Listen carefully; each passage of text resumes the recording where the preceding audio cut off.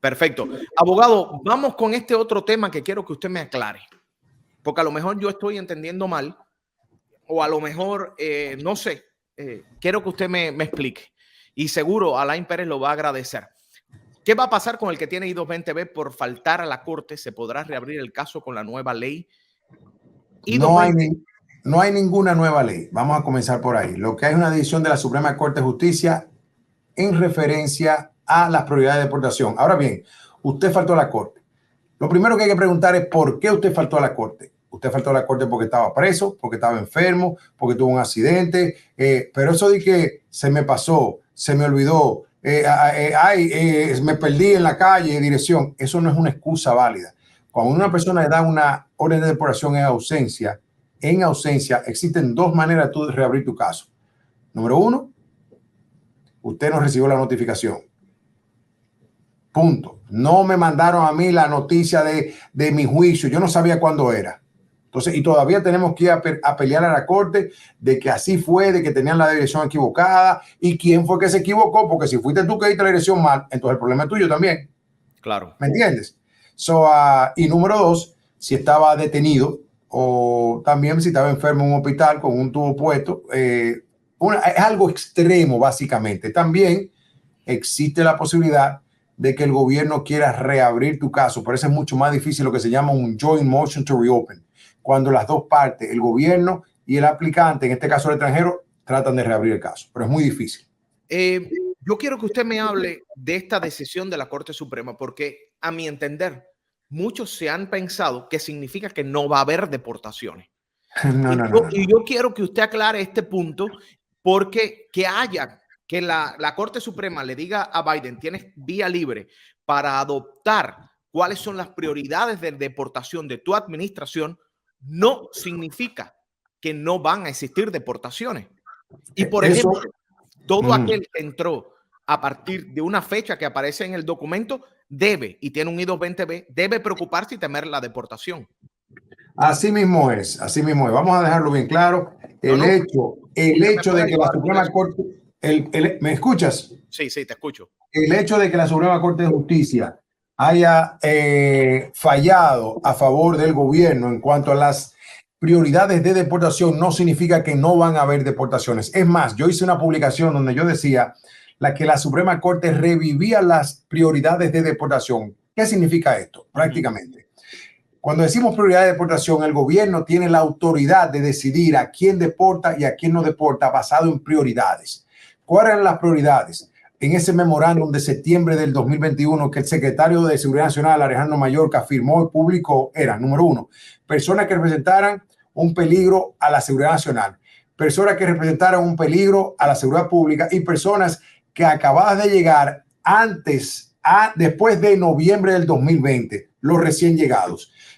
Básicamente, ellos dijeron, si usted estaba aquí desde mucho antes atrás, usted no es prioridad de deportación. El hecho de que usted esté aquí y no tenga ningún reo criminal, usted no es prioridad para nosotros. Ahora bien, aquí estamos poniendo el artículo de Univisión Noticias, donde te lo explica. Amenaza a la seguridad nacional, amenaza a la seguridad pública, amenaza a la seguridad fronteriza. Y es detenido en la frontera o puerto de entrada mientras intentan ingresar ilegalmente. Es detenido en Estados Unidos tras haber ingresado después del 1 de noviembre del 2020. Yo tengo aquí el memorándum. A mí me gusta hablar con los papeles en la mano. Aquí está el memorándum. Lo dice muy claro. Alejandro Mayorkas, septiembre 30 del 2021. Y como ya lo dijiste, amenaza a la seguridad nacional, amenaza a la seguridad pública y a la amenaza a la seguridad en la frontera. ¿Y de qué habla? Personas que han sido detenidas en el borde o en el puerto de entrada al tratar de entrar a los Estados Unidos ilegalmente. O número dos, interesante esto, número dos, personas que han sido detenidas, que han entrado ilegalmente después de noviembre 1 del 2020. Pero la primera dice, personas que han sido detenidas en el borde o el puerto de entrada después de haber tratado de entrar ilegalmente a los Estados Unidos. Lo que quiere decir que si ahora una persona trata de entrar, esto es lo que se va a utilizar. Pero no nos engañemos. Cae en una prioridad de la deportación. Exacto, no nos engañemos, Daniel. El hecho de que estas prioridades, esta fue el memorándum, esta fue la guía que se dio. Ahora, ¿qué pasa? La Suprema Corte de Justicia revive estas prioridades.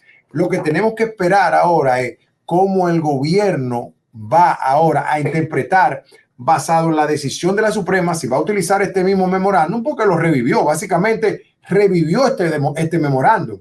Ahora, ¿se va a aplicar al pie de la letra o basado en todos los cambios que hemos tenido en inmigración con los problemas en la frontera? ¿Van a haber cambios? ¿Se va a dar un memorándum actualizado? Ojo con los cubanos, porque esta es la otra pregunta.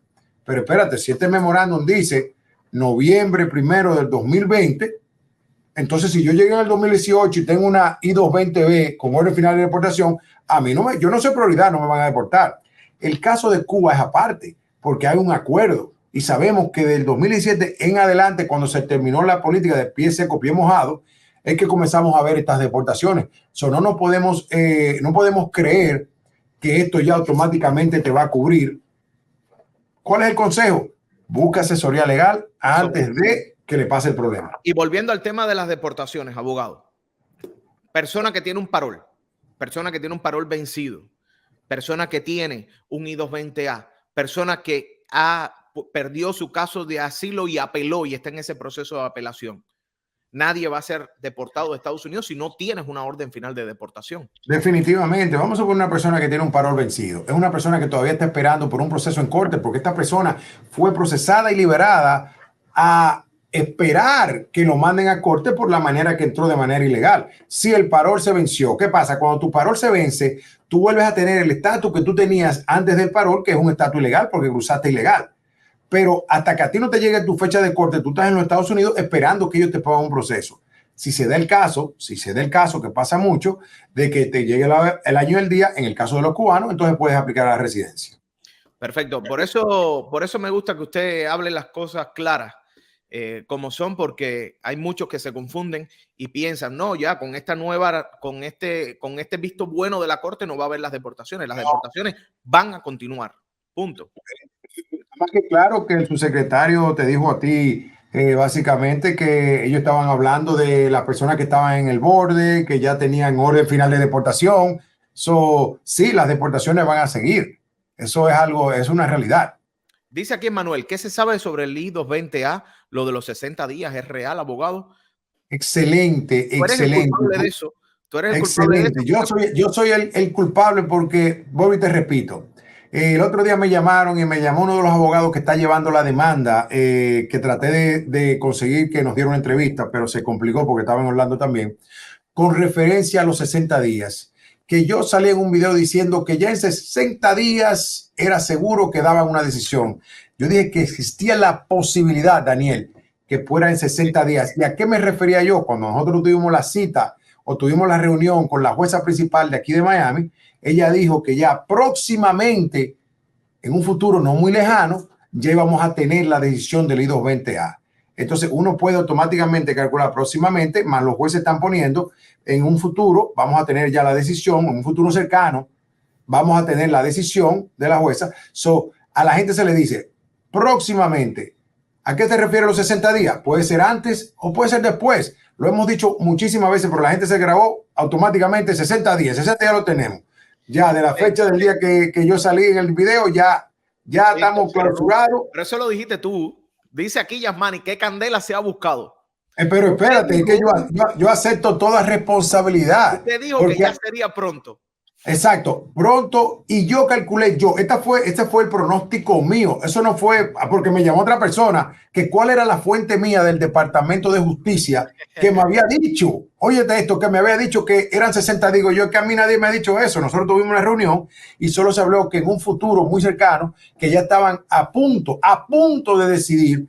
Cuando te dicen a punto, uno hace un cálculo y dice, bueno, yo estimo que pueden ser en 60 días en el verano. Hasta dije la fecha de septiembre. Puede ser antes o puede ser después.